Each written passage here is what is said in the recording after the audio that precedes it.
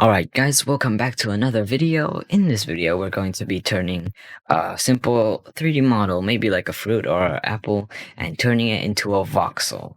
So without further ado, let's begin. Alright, let's begin. Now, before we begin, there's a few requirements we must meet. So the model we're going to use can be any model. You can make it by yourself, you can download it, but the model must not have holes, or else the mesh to volume node wouldn't know where would it be a volume. So like try to find something simple, maybe like a fruit or like croissants. And another requirement is you need to have one material. If you have multiple, it would be a little bit difficult. Like it is possible, but I wouldn't be putting it in this tutorial. And also you should have your models be one object, so you shouldn't have like multiple.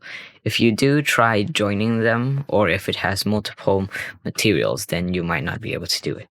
Okay, then let's actually begin now. So first thing, let's delete our default cube, and we're gonna press file right here, file, append, and look for wherever you saved your models. So we're going to use this apple right here. You're going to find for the blend file. Double click, collection, and apple. So you might not see it, but it's down here in the middle. It's kind of small since it's using the actual scale. Okay, so let's go to material preview, and let's actually begin now. Okay.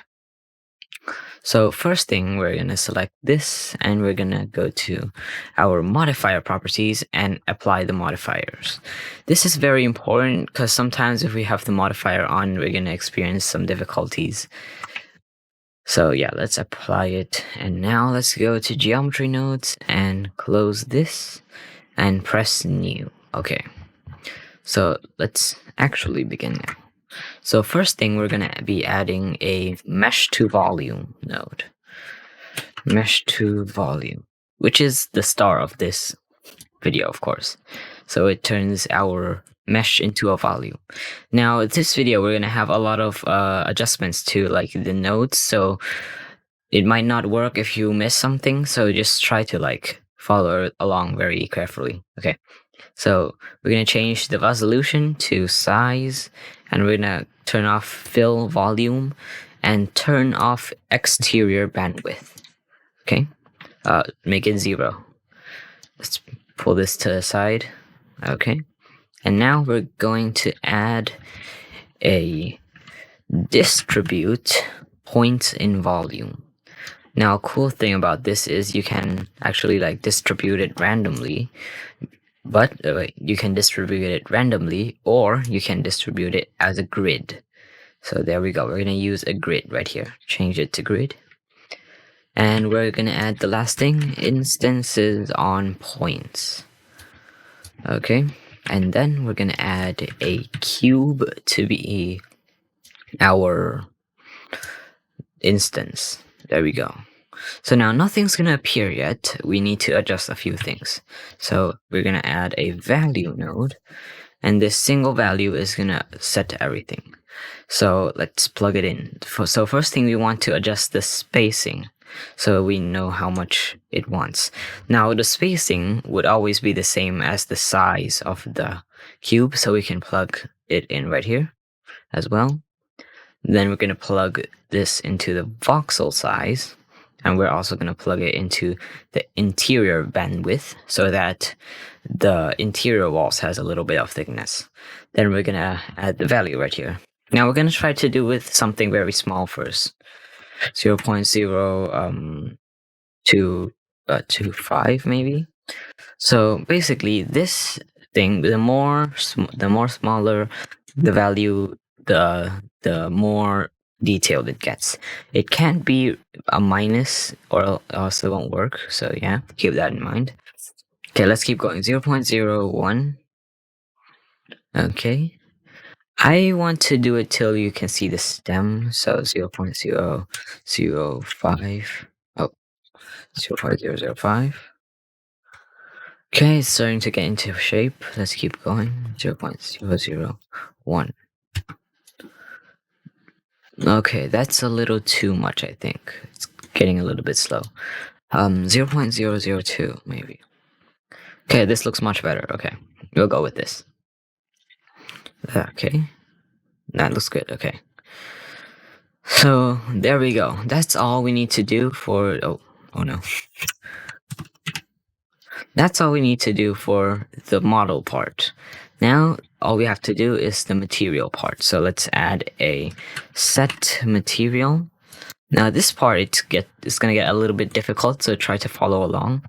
Because I really tried, I really was struggling trying to do this earlier. I couldn't try to find out the problem. The materials weren't working properly. Okay, so first thing, we're gonna add a sample index. Okay, and we're gonna add a named attribute right here, and we're gonna add a sample nearest. So now we're gonna take this information of our object, and basically this will sample the nearest point of your object. Okay, so what we want to do is we want each individual instances to be the nearest color to the object.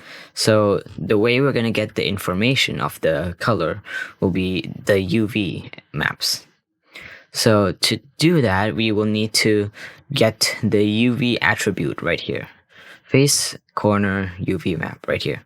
Now there's also this one down here, but that's not actually the one. We want the one that has the uppercases. Okay. And now let's select it first. Okay. And click right here. You're gonna look right here at the back of the name UV map. It's gonna say face corner. So we want it to be the same thing. We want it to sample the nearest face corner right here.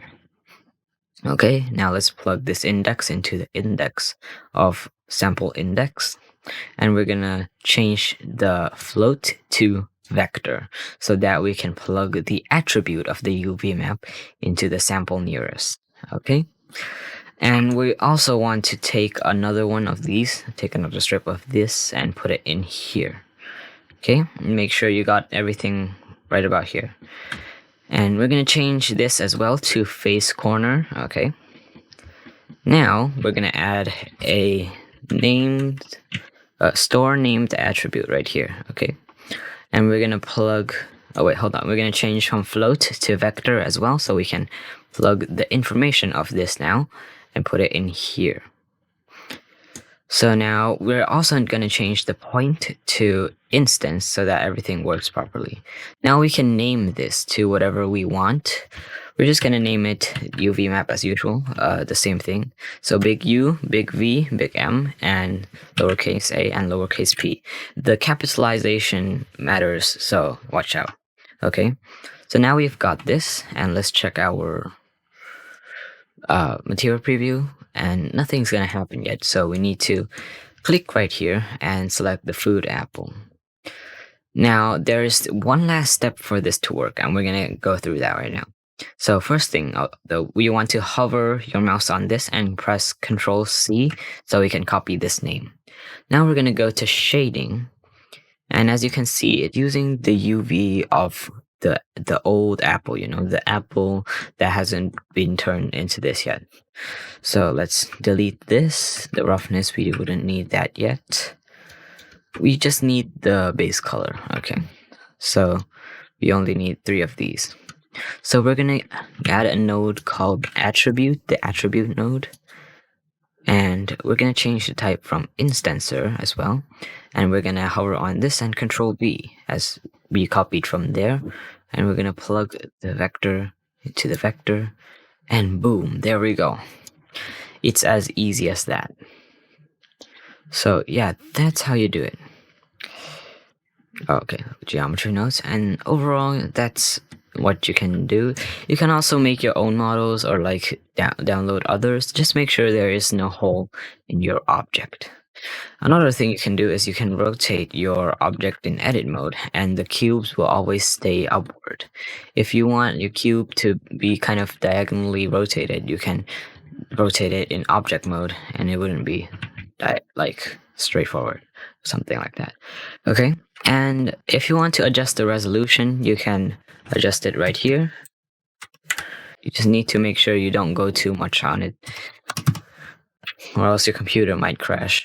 So that is it for this video. I hope you guys enjoyed it. I really tried to make a video about like mesh to volume. First, I tried to make like tapioca, then like a glass of water with ice. It didn't work out as I expected, so I figured something out like this. So yeah, I hope you guys enjoyed this video. If you enjoyed it, don't forget to leave a like and subscribe, and don't forget to check out the Discord server. The link is in the description, and I'll see you guys soon. Bye bye.